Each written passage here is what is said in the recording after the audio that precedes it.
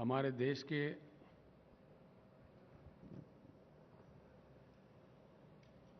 राष्ट्रपति चुनाव के लिए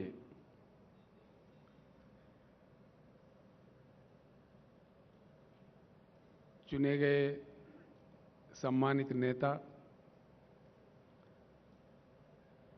माननीय यशवंत सिन्हा जी, मंच पर उपस्थित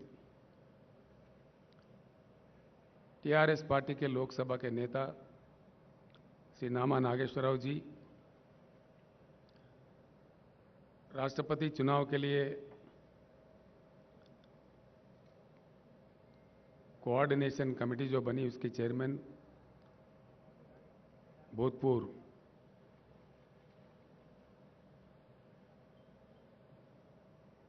पार्लियामेंट मेंबर श्री सुधींद्र कुलकर्णी जी,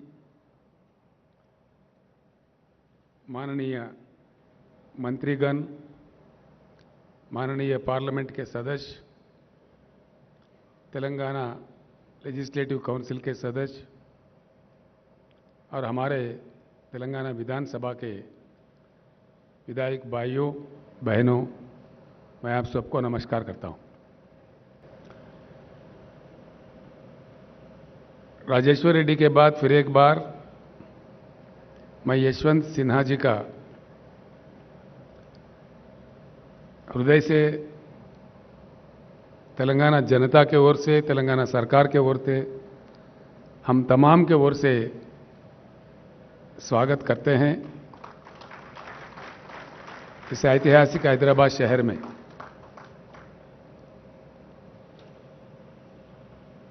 यशवंत सिन्हा जी एक अच्छे सच्चे टॉल पर्सनालिटी है। उन्होंने अपने करियर एडवोकेट के रूप में स्टार्ट की है, बाद में वो आईएएस अधिकारी भी बने, अधिकारी के रूप में भी कई सेवाएं देश को उपलब्ध कराए। उसके बाद राजनीति में आए और सम्मानित रूप से एक बार वो वित्त मंत्री थे देश के और एक्सटर्नल अफेयर्स मिनिस्टर भी रह चुके हैं। उसके बाद उनके जो इनसाइट्स थे, जो मंत्रालय वो संभाल रहे थे, अंतर्राष्ट्रीय स्तर पर भी पेरिस में उनको पुरस्कार दिया गया, उनको सम्मानित भी किया गया। ऐसे एक नेता को आज स्वागत करने में हम फख्र महसूस करते हैं। आज हम भाग्यशाली है कि एक अच्छे नेता को अच्छे ढंग से हमने राष्ट्रपति पद के लिए चुना है और आज हैदराबाद में जब वो आए, हम बड़ी अच्छी तादाद में उनके स्वागत भी किए हैं। इस चीज को लेकर देश के सारे पार्लियामेंटेरियंस को मैं एक अपील करना चाहूंगा। भारत में हमारे लोकतंत्र है, we have a democracy in practice in India. इससे पहले जब वीवी गिरी साहब राष्ट्रपति चुनाव के लिए लड़ रहे थे, उस समय हिंदुस्तान में एक नारा चला कि भाई आत्म प्रबोध से वोट दीजिए, और उसी के अनुसार वीवी गिरी जी का भी जीत हुआ। यह हमारे देश के इतिहास में है। आज मैं सारे भारत के पार्लियामेंटेरियंस को, जितने भी पार्लियामेंट मेंबर्स हैं, विधायक हैं, जो भी इस चुनाव के लिए, राष्ट्रपति चुनाव के लिए वोट देने के लायक है, उन सारे भाइयों से बहनों से मैं अपील करता हूं, तुलना करके देखिए दोनों कैंडिडेट के बीच में और आपके आत्मा के अनुसार, आत्मा प्रबोध के अनुसार यशवंत सिन्हा जी का तायीद कीजिए।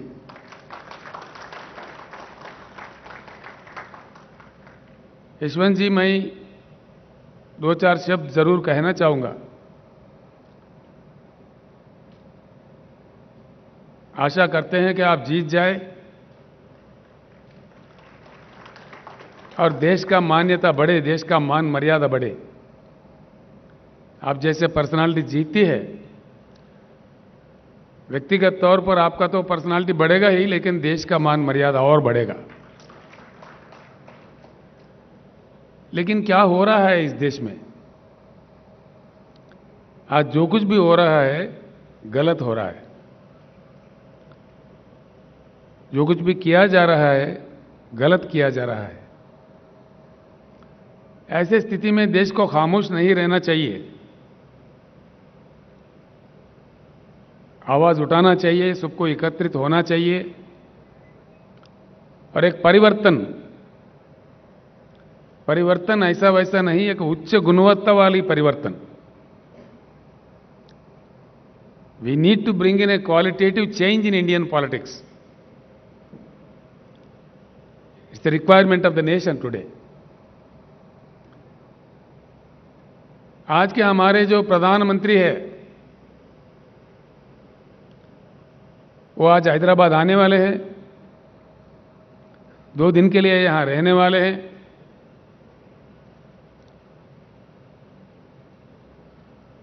गला फाड़ फाड़ के हमारे खिलाफ बोलने वाले हैं।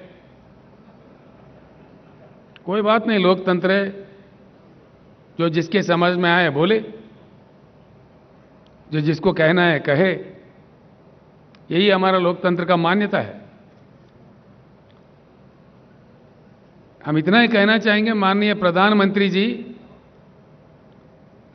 जिस प्रकार से आप विपक्षी दलों के नेताओं पे गला फाड़ फाड़ के गलत आरोप लगाते हैं, उसी प्रकार से जो संबोधित करने वाले हैदराबाद सभा को, उसमें हमारे प्रश्नों का उत्तर दीजिए। ये मांग आज आपसे देश कर रहा है। प्रधानमंत्री जी, जब आप पहली बार चुने गए थे, जनता के साथ कई आश्वासन दिए थे, कई प्रॉमिसेस किए थे। एक भी, कम से कम एक भी आपका किया हुआ वादा पूरा हुआ क्या? हम जानना चाहेंगे तो किया है तो किस वादा आपने पूरा किया? एक भी, कम से कम एक भी टार्च लाइट डाल के भी ढूंढो तो नहीं मिलेगा। ये मैं नहीं, सारे देश कह रहा है।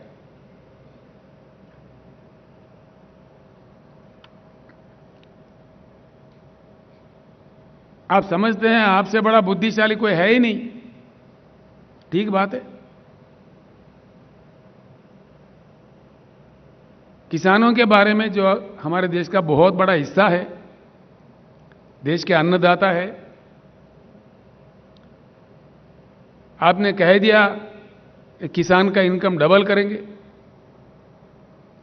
डबल तो हुआ ही नहीं, खर्चा डबल हुआ जरूर। आपने जिस प्रकार से डीजल बढ़ा दिए, पेट्रोल बढ़ा दिए, बिजली का कीमत बढ़ा दिए, खाद का कीमत बढ़ा दिए, उससे इन्वेस्टमेंट डबल जरूर हो गया है। भले ही मैं हैदराबाद से कह रहा हूं कि हिंदुस्तान के हर किसान ये बात जानता है, वो उनका पर्सनल एक्सपीरियंस है। और आपने जिस प्रकार से 3 बिल लाए हैं खेती किसानी को लेकर के, 13 महीने इस देश में किसानों ने आंदोलन किया, आपके सरकार के खिलाफ, आपके नीतियों के खिलाफ। आप किस प्रकार के गंदे गंदे आरोप हमारे अन्नदाताओं पर लगा रहे थे। आपने तो उनको उग्रवादी कह दिया, खालिस्तानी कह दिया, जो आपके मन में आए मनमानी कह दिए। आपके मंत्रियों ने आंदोलनकारियों पे जीप चढ़ाए, कार चढ़ाए, मार दिए, हत्या भी किए। और उस दौरान 700 किसान वीर गति पाए। आंदोलन लड़ते लड़ते 700 किसान का मृत्यु हुआ। आपको इस चीज का एहसास ही नहीं है।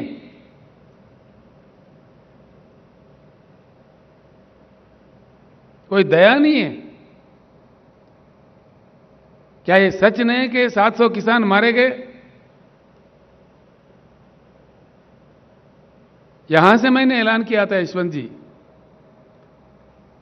आंदोलन के दौरान जिन किसान भाइयों ने अपनी जान गंवाई है उनको तो हम लौटा नहीं सकते, लेकिन उन परिवारों के देखभाल के लिए तेलंगाना सरकार की ओर से हमने 3-3 लाख रुपए हर घर में देने का घोषणा किया। और हाल ही में मैंने पंजाब सरकार के सहयोग से चंडीगढ़ तक जाके वहां किसानों के हाथ वो चेक दे दिए। इसके भी हमारे प्रधानमंत्री, हमारे भाजपा के नेता मजाक उड़ा रहे थे, आप तो देते ही नहीं, कम से कम जो देने वाले हैं उनका मजाक भी उड़ाते हैं, ये आपका राज है, ये आपका नीति है। इस प्रकार का सरकार आप चला रहे हैं इस देश में। दोस्तों, ये सोचने की बात है, जिस प्रकार के बातें माननीय प्रधानमंत्री कह रहे थे, माननीय कृषि मंत्री कह रहे थे, भाजपा के वरिष्ठ नेता लोग कह रहे थे, किसानों का जिस प्रकार अपमानित कर रहे थे, आखिरकार हुआ क्या? अगर आप सही थे, अगर आपके बनाए हुए कानून सही थे,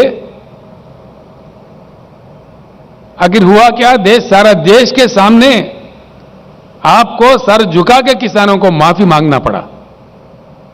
आपने माफी मांगा?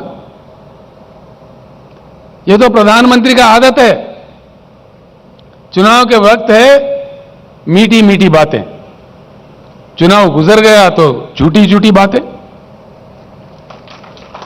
ये देश देख रहा है, देश महसूस कर रहा है। अगर आप सही थे तो फिर किसानों को क्यों माफी मांगा? आपके बनाए हुए कानून क्यों वापस लिए? और उसके बाद में किसानों को जो आश्वासन आप दिए थे, क्या हुआ? आज तक कोई बात ही नहीं है। किसान आपको कोई सोना हीरा थोड़ी मांग रहा है। किसान, देश के किसान, किसान अपने उगाए हुए पैदावारी का मोल मांग रहे हैं, मिनिमम सपोर्ट प्राइस मांग रहे हैं, एक इज्जतदार जिंदगी मांग रहे हैं। जिस प्रकार से आप पूंजीपतियों का एनपीएस का कर्जा उतारते हो लाखों करोड़ देके, वो नहीं मांग रहे किसान। किसान मांग रहे तो अपने हक मांग रहे, अपने पैदावारी का दाम मांग रहे, वो भी देने का क्षमता आपके पास नहीं है। आप आवाज ऊंचा करके, बात करके, जो मन में आए कह के